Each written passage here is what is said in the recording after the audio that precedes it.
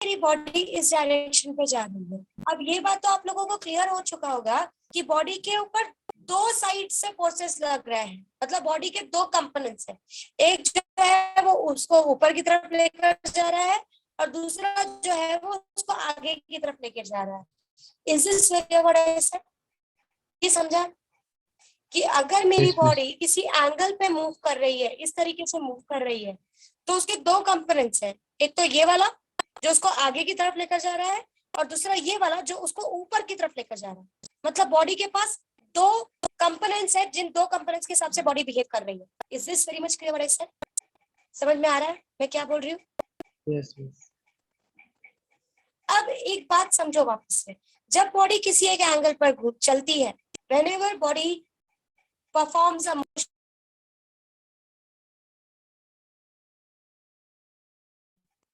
अगर बॉडी किसी एक एंगल पे चलती है तो उस बॉडी के दो कंपोनेंट होते हैं, एक तो जो उसको ऊपर की तरफ धकेलता है और एक जो उसको सामने की तरफ धकेलता है। Is this very much clear? Is this very much clear? Yes miss. Okay.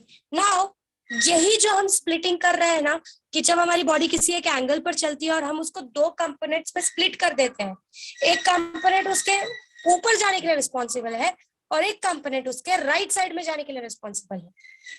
कौन से दो कंपोनेंट्स है? एक कंपोनेंट उसको ऊपर जाने में मदद कर रहा है और एक कंपोनेंट उसको कहाँ जाने में मदद कर रहा है? बोलो, where it is going?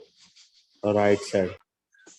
Right side में। सो यही जो कंपोनेंट्स की स्प्लिटिंग होती है ना बच्चों, इसको हम बोलते हैं resolution of vectors. This is called as resolution of. समझो, कोई एक चीज है वो ऐसे ऐसे जा रही है, ठीक है? आपको किसने बोला कि अच्छा ठीक है ये जो चीज है ये ऐसी ऐसी जा रही है, तो जब आप इसी चीज को तो अब आपको ये देखते ही समझ में आ जाना चाहिए कि एक्चुअली में इस बॉडी के दो डायरेक्शन में मोशन हो रहे हैं। कौन सा दो डायरेक्शन है जो इसको ये रिजल्ट कर रहा है? कौन से दो डायरेक्शन है जिसकी वजह से बॉडी इस डायरेक्शन में मूव कर रही है? Tell me what are the two directions जिस वजह से बॉडी इस डायरेक्शन में मूव कर रही है? वन इज बोलो, अप। एक अपवर्ड होगी, राइट है ना, और दूसरा कौन सा होगा? राइट। बोलो एवरीवन, राइट साइड। मतलब जब मेरी बॉडी किसी एक एंगल थीटा पे मूव कर रही होती है, उस बॉडी के दो कंपोनेंट्स, उस वेक्टर के दो कंपोनेंट्स का डिवीजन हो जाता है।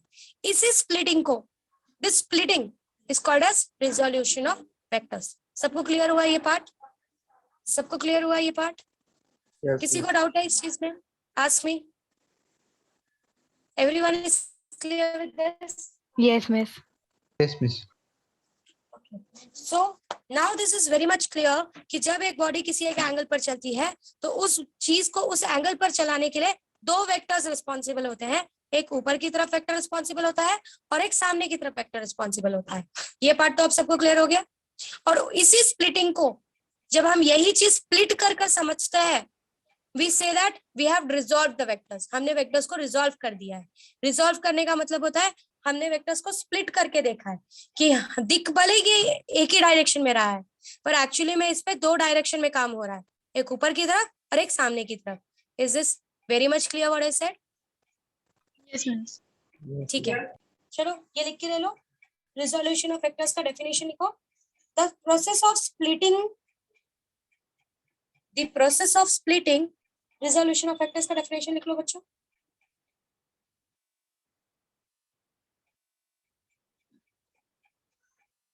The process of splitting a given vector, the process of splitting a given vector, the process of splitting a given vector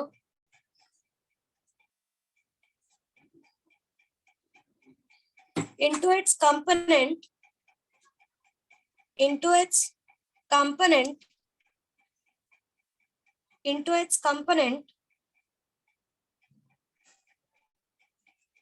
the process of splitting a vector into its component is called देखो इस vector को हमने दो component में तोड़ दिया, right? अगर मैं इसको बोलूँ तो इसको हम, अगर ये मेरा आर है, ये मेरा रिजल्टेंट है, इसको मैं आर वाई ले लेती हूँ क्योंकि ये वाई एक्सिस डायरेक्शन में है, और इसको मैं आर एक्स ले लेती हूँ क्योंकि ये एक्स एक्सिस डायरेक्शन में। ठीक है, देखो, the process of splitting a given vector into its component is called resolution of vector. It's called resolution of vector.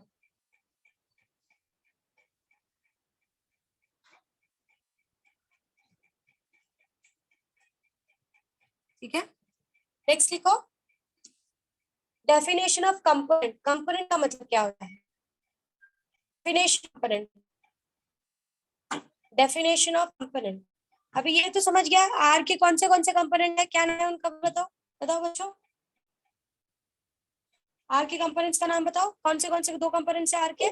RY, RX RX. and RY. Yes, R Y and R X. So component का मतलब क्या होता है? जब आप single vector को उसके टुकड़ों में तोड़ते हो तो उन्हीं टुकड़ों को हम कंपोनेंट्स के नाम से जानते हैं। Write down the vector into which the given single vector, the vector into which the given single vector, the vectors into which the given single vector is split, the vectors into which the given single vector is split, the vectors into which the given single vector is split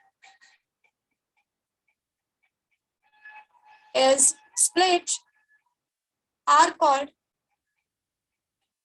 component of vector, are called component of vector. Ma'am, can you repeat? Yes, देखो, the vectors into which the given single vector, the vectors into which the given single vector, the vectors into which the given single vector, the given single vector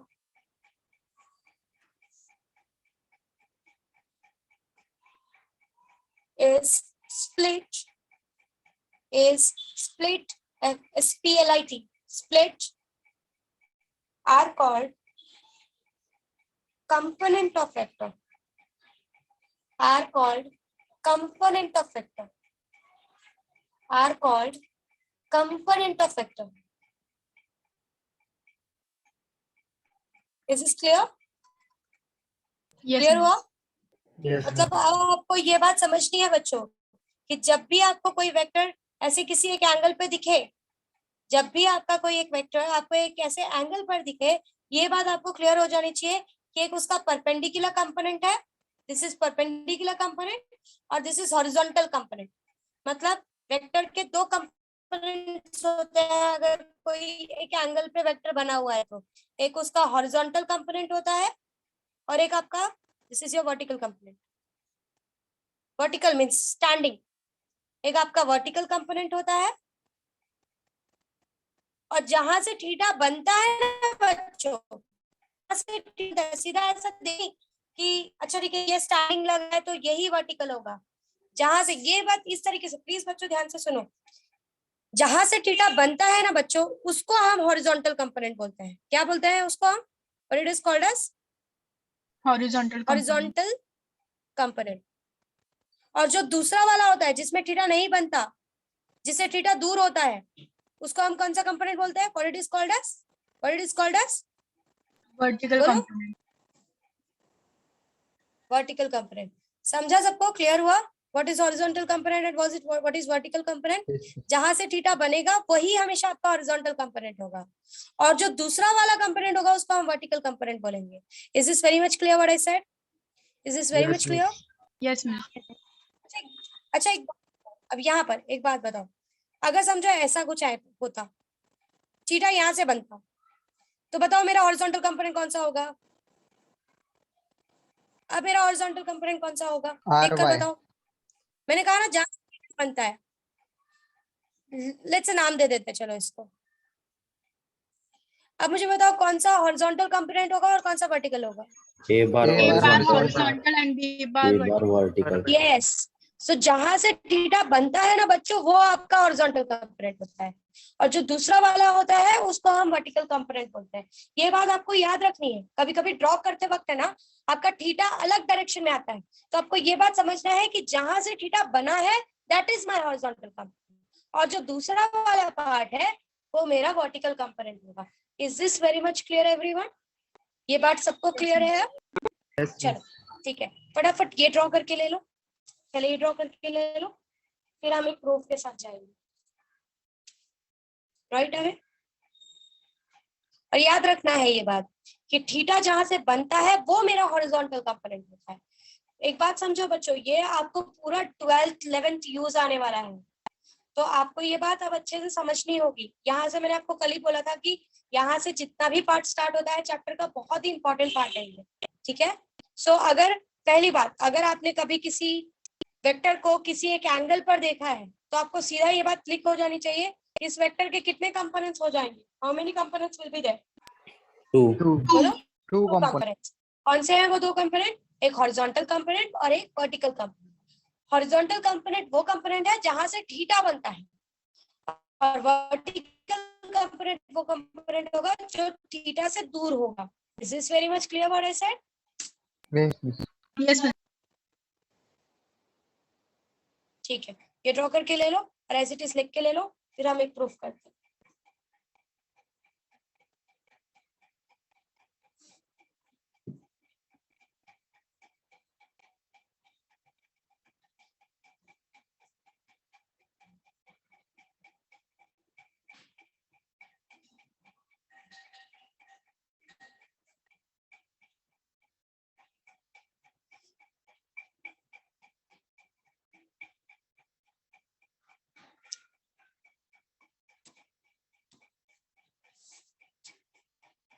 हो गया सबका draw Yes, miss. करके?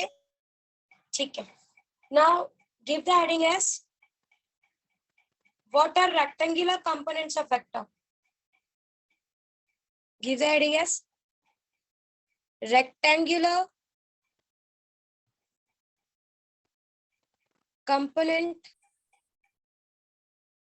Of vectors.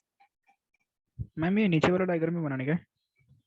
नहीं नहीं बेटा, सिर्फ ये वाला, सिर्फ ये ड्रॉ करो, ठीक है? Okay This is Rx and this is R1. If the heading is rectangular component of vectors.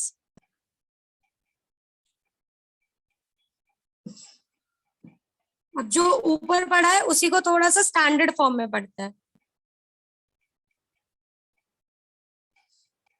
ये जो कंपोनेंट्स आपने पढ़ा ना बच्चों, वर्टिकल कंपोनेंट और हॉरिजॉन्टल कंपोनेंट, यही आपका रेक्टेंगुलर कंपोनेंट है। This is also known as rectangular component. इन्हीं को रेक्टेंगुलर कंपोनेंट भी बोला जाता है। जो हमने अभी ऊपर वर्टिकल कंपोनेंट और हॉरिजॉन्टल कंपोनेंट पढ़ा ना, इन्हीं कंपोनेंट्स को रेक्टेंगुलर कंपोनेंट्स के नाम से भी जाना जाता है। They are also known as rectangular components. So I am saying this is R bar, ये एक एंगल थीटा पे है, this is R X bar. जो ऊपर ड्रॉ किया वही है बच्चों, कुछ अलग नहीं है, बट हम इसको थोड़ा स्टैंडर्ड फॉर्म में पढ़ने वाले हैं। और सिंस हमने इसको रेक्टेंगल जैसा कुछ बना दिया है, इसलिए हम लोग इसको रेक्टेंगुलर कंपोनेंट बोल रहे हैं। जो रिजोल्यूशन हमने ऊपर पढ़ा वही रेक्टेंगुलर कंपोनेंट भी है, same, nothing is different. I'm making 90 degree. This is x axis, this is y axis. ऐसे ड्रॉ करके लो।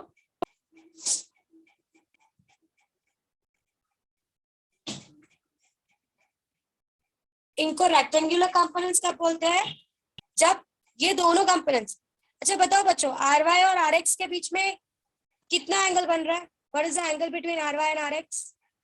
What do you think? 90. 90. Yes. So जब आपके कंपोनेंट्स के बीच में 90 डिग्री बनता है, वी से सच कंपोनेंट्स आर रेक्टेंगुलर कंपोनेंट्स। समझ में आया सबको? जब आपके कंपोनेंट्स के बीच में, मैम ऊपर भी तो वही बन रहा था, इसीलिए मैंने कहा जो ऊपर पढ़ा है वही अब हम एक स्टैंडर्ड नाम के साथ पढ़ रहे हैं, ठीक है? जो रिजोल्यूशन ऑफ वेक्टर्स है वो यही है, बट सिंस यहाँ पर थोड़ा स्टैंडर्ड डेफिनेशन दिया गया है, ठीक है। So what do you mean by rectangular components? Rectangular components वो कंपोनेंट्स होते हैं जिसमें कंपोनेंट्स के बीच में 90 डिग्री एंगल बनता है। यू कैन सी दैट कि आर वाई और आर एक्स के बीच में 90 डिग्री का एंगल बन रहा है। Is this everyone clear what I said? Yes, ma'am. समझे सबको? ठीक है, ये एज इट इज ऐसे ड्रॉ करके लो और उसके बाद मैं डेफिनेशन लिखवाती हूँ रेक्टेंगुलर कंपोनेंट का। ड्रॉ कर लो, call it as A, C, B and O. Draw कर लो।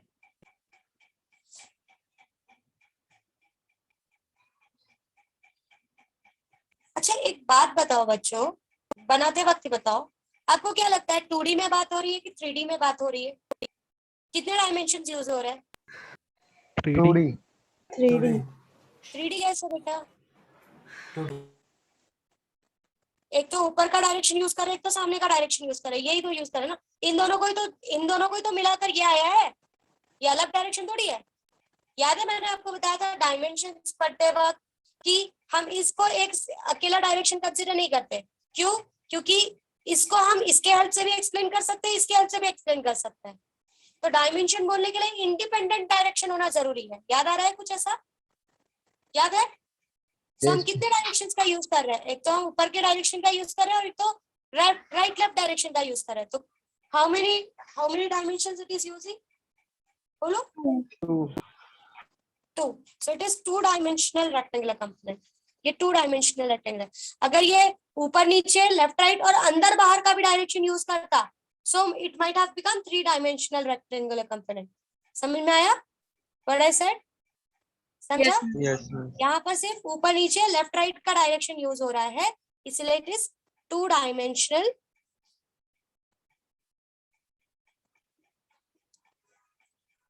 rectangular component.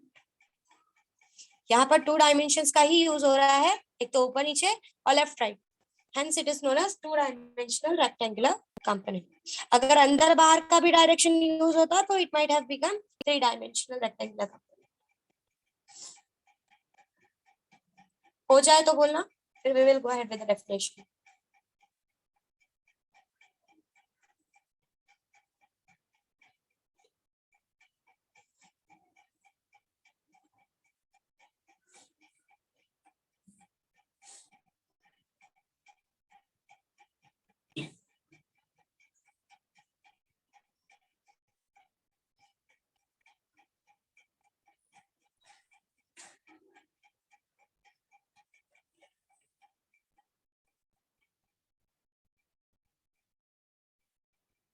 Done, miss. Done? ठीक है, देखो, if components of a given vector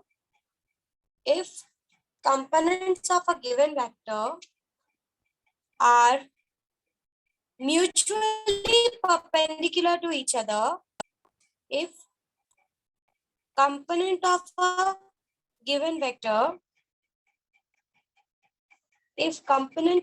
vector are mutually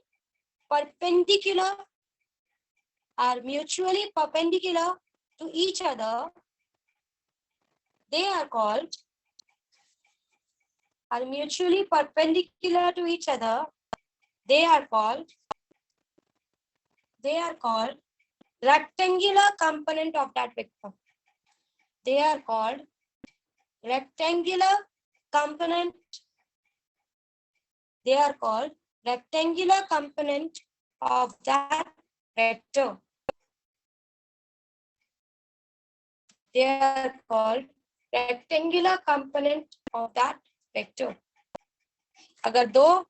अगर किसी वेक्टर के कंपोनेंट्स एक दूसरे से परपेंडिकुलर हो, ऐसे कंपोनेंट्स को हम रेक्टेंगुलर कंपोनेंट्स के नाम से जानते हैं। Is this very much clear everyone? समझ गया Yes, सबको? ma'am. ठीक है, लिखो, नीचे लिखो, इसको फर्स्ट पॉइंट डाल दो, ready as first point. Second point लिखो, ड्रॉ CA, ये जो डॉटेड है ये हमने खुद ड्रॉ किया है।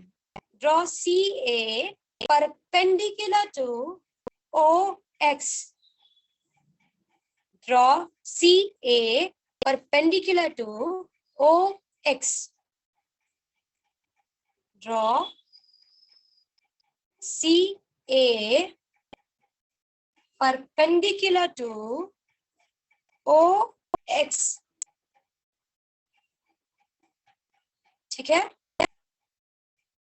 Yes, Draw miss. CA perpendicular to OX. Next लिखो.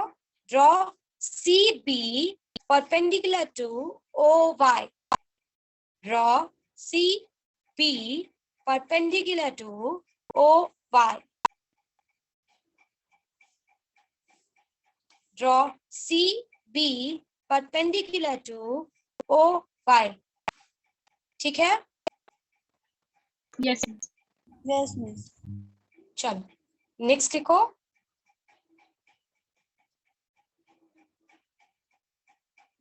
Component of R bar. Ma'am, third Next point point है. लिखो. हाँ थर्ड पॉइंट है. Component of R bar.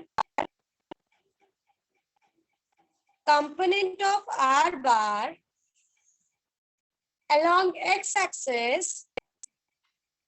Component of R bar along x-axis is component of R bar along x-axis is Rx bar. मतलब R bar का component x axis के along उसका नाम क्या है? Rx bar है. ठीक है? Component of R bar along x axis is Rx bar. Is this clear? Next लिखो. Component of R bar along y axis is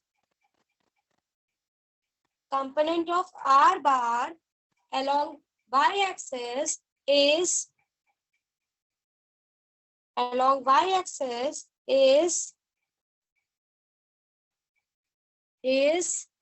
क्या होगा बताओ? RY bar.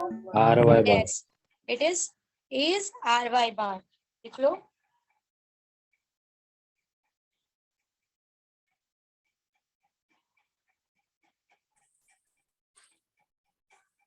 ठीक है? नेक्स्ट लिखो. Hence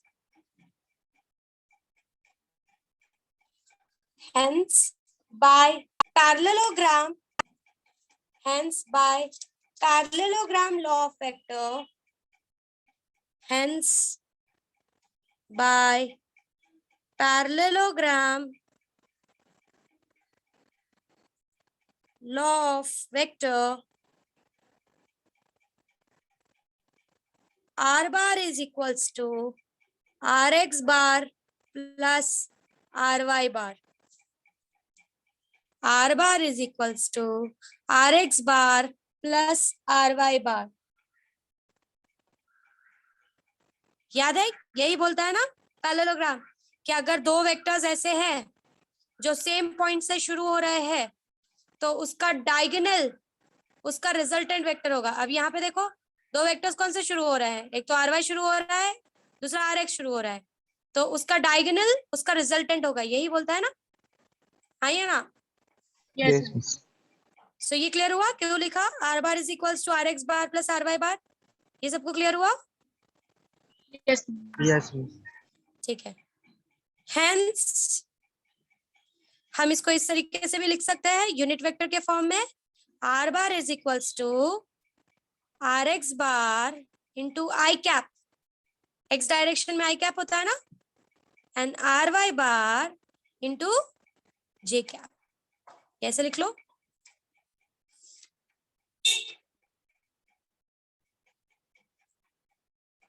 यहाँ पे नीचे लिखो here I cap and J cap are unit vectors.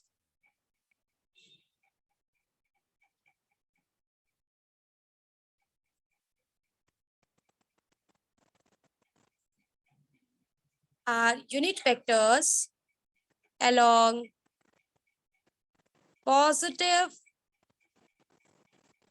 x-axis and y-axis respectively. I cap और जे कैप ये दोनों क्या है? ये दोनों यूनिट वेक्टर्स है along positive x axis and y axis respectively. पता है ये respectively का मतलब क्या है?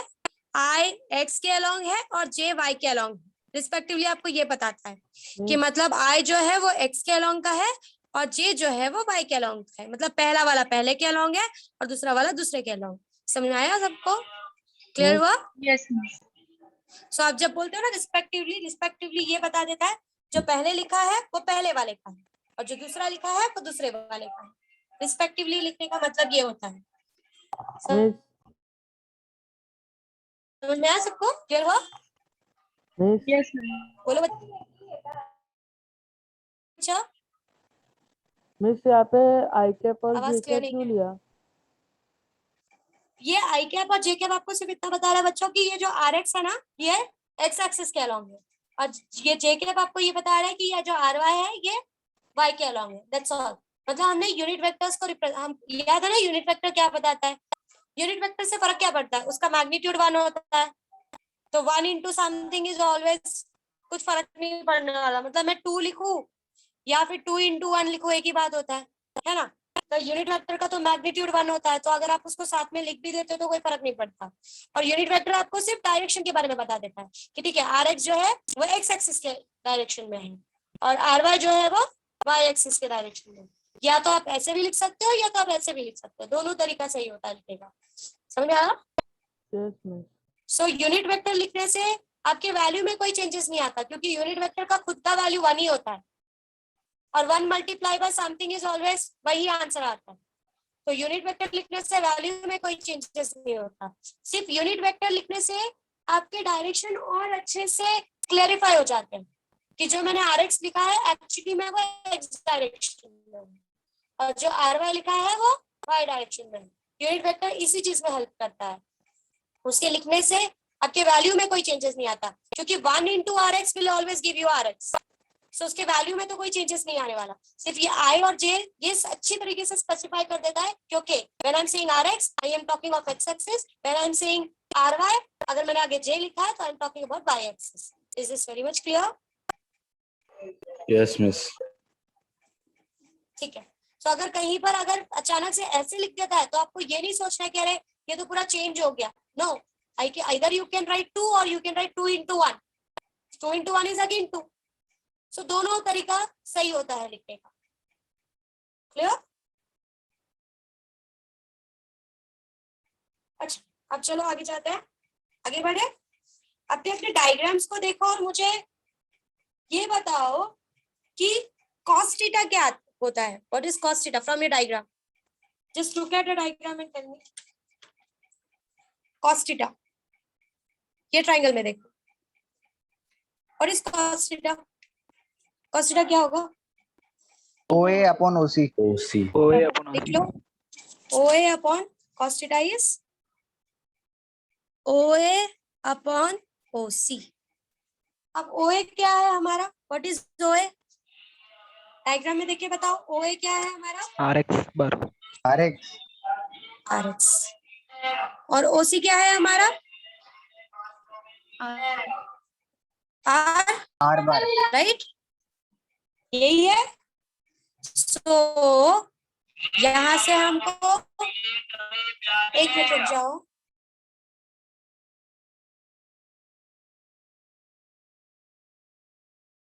ठीक है. सो आप लोग का बैकग्राउंड वॉइस आ रहा है क्या? No, miss. ठीक है. सो आर एक्स अपन आर जिससे हमको ये पता चल गया कि मेरा आर एक्स क्या होगा. इधर multi to my R X is R cos theta. मतलब आर का कौन कंपोनेंट आर एक्स जो होता है आपका आर एक्स जो होता है वो आर का cos theta ma'am video component stuck होता हो है. गया. मतलब this is your R cos theta. Yes ma'am. Stuck हो गया. एक Is this stick? Is this No, ma'am. clear? ठीक बोल रही No, हूँ. miss. Is it still not? रुक जाओ.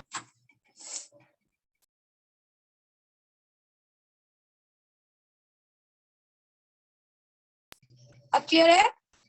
Yes, miss. Yes, ma'am. Yes, miss. ठीक है.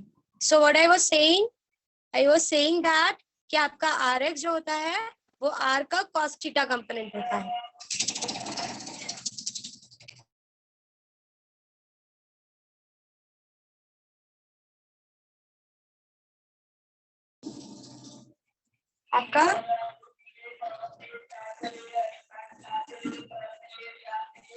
आपका RX जो होता है वो R cos थीटा कंपोनेंट होता है. ये सबको क्लियर हुआ? ये सबको क्लियर हुआ? मतलब जहां से Yes, अब सुनो, यहाँ से अब यहाँ पर सुनो, जहां से थीटा शुरू होता है ये वाला जो कंपोनेंट होता है वो हमेशा, लिसन, जहां से थीटा शुरू होता है वो वाला जो कंपोनेंट होता है वो आपका R cos थीटा होता है.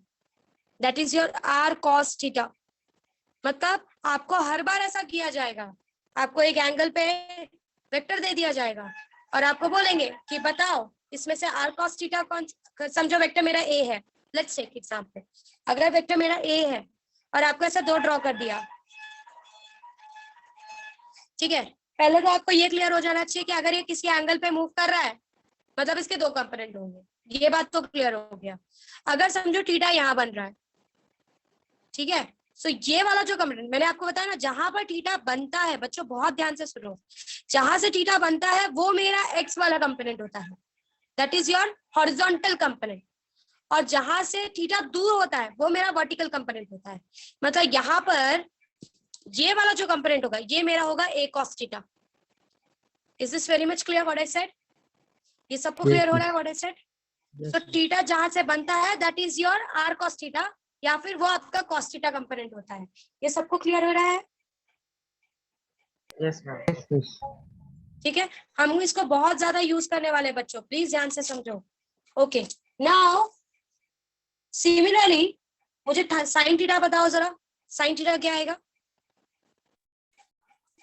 देखो जरा डायग्राम में, साइन थीटा क्या आएगा? AC upon OC.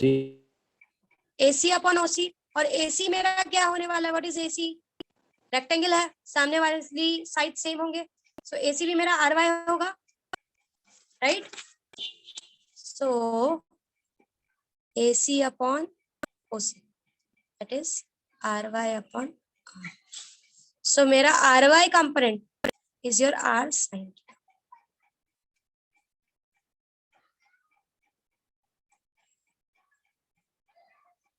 मतलब जो हॉरिजॉन्टल कंपोनेंट होता है वो वेक्टर का R cos थीटा होता है, और जो हमारा वर्टिकल कंपोनेंट होता है वो R sin थीटा होता है.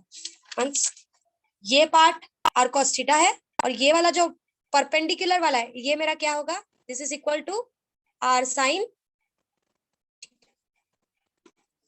Is this everyone clear? Yes, miss. Yes, miss.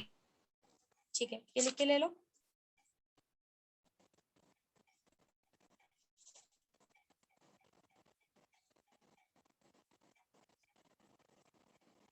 अच्छा, अब मैं एक वेक्टर ड्रॉ कर रही हूँ और मुझे फटाफट उसके कंपोनेंट्स बताओ, कौन सा cos थीटा होगा और कौन सा sin थीटा होगा. ये वाला साइड है, दिस इज थीटा. बताओ कौन सा cos थीटा लिखूं और कौन सा sin थीटा लिखूं? इसको क्या लिखूं? B cos theta. B cos theta.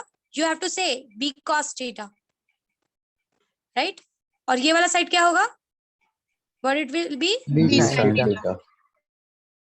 B sin theta. ये सबको क्लियर हुआ कैसे तोड़ते हैं कंपोनेंट्स में?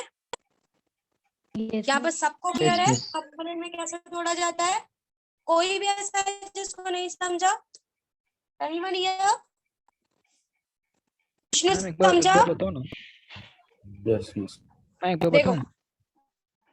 अभी हमने देखा है ना, क्या पहले मैंने आपको कि अगर कोई चीज, ध्यान से मेरी बातें सुनते जाओ, मैंने कहा कोई चीज से क्या है तो ये बात तो क्लियर हो जाता है कि इसके दो कंपोनेंट्स होंगे. इसी स्प्लिटिंग को हम रेजोल्यूशन ऑफ वेक्टर के नाम से जानते हैं. समझ में आ रहा है व्हाट आई एम सेइंग? जब आपका कोई वेक्टर किसी एक एंगल पर चलता है वो हमेशा दो हिस्सों में टूट जाता है। इसी टूटने को, इसी स्प्लिटिंग को हम रिजोल्यूशन ऑफ वेक्टर बोलते हैं। वो जिन हिस्सों में टूटता है उसको हम कंपोनेंट्स के नाम देते हैं। हमारे दो कंपोनेंट्स होते हैं, एक होता है हॉरिजॉन्टल कंपोनेंट और एक होता है वर्टिकल। हॉरिजॉन्टल कंपोनेंट वो कंपोनेंट होता है जहां से थीटा बनता है, और वर्टिकल कंपोनेंट वो कंपोनेंट होता है जिससे थीटा दूर होता है। ठीक है, जो हमारा हॉरिजॉन्टल कंपोनेंट होता है वो हमेशा cos थीटा का वैल्यू लेता है, that is rx r cos theta. और जो हमारा वर्टिकल कंपोनेंट होता है वो हमेशा sin थीटा वैल्यू लेता है, that is r sin theta. मैंने आपको एक वैल्यू दिया, इसके दो कंपोनेंट्स मैंने तोड़ दिए, यहाँ पर थीटा बन रहा है। लेट्स से मैंने बोला कि थीटा बन रहा है, खुद से मैंने थीटा बन रहा है, पूछ रही हूँ कि आप मुझे बताओ कि कौन सा वर्टिकल कंपोनेंट होगा और कौन सा हॉरिजॉन्टल कंपोनेंट होगा। पहले ये क्लियर करो, कौन सा हॉरिजॉन्टल कंपोनेंट होगा, बोलो। हॉरिजॉन्टल को समझने का एक ही तरीका थीटा बन रहा है। कौन सा हॉरिजॉन्टल कंपोनेंट होगा, कौन सा कंपोनेंट होगा, बोलो बच्चों। d cos theta horizontal Horizontal. Horizontal and theta vertical. ये हमारा हॉरिजॉन्टल कंपोनेंट होगा और ये हमारा वर्टिकल कंपोनेंट होगा। सो horizontal quantity is big theta and vertical component is sin theta. Is this everyone? यहाँ तक एक एंगल पे वेक्टर मिलेगा तो आप आराम से इसको रिजॉल्व कर सकते हो। Yes, miss. सबको क्लियर मैंने क्या समझाया? Yes, Everyone is- miss. Yes, miss. So, हम यहाँ पे हम stop करते हैं। लास्ट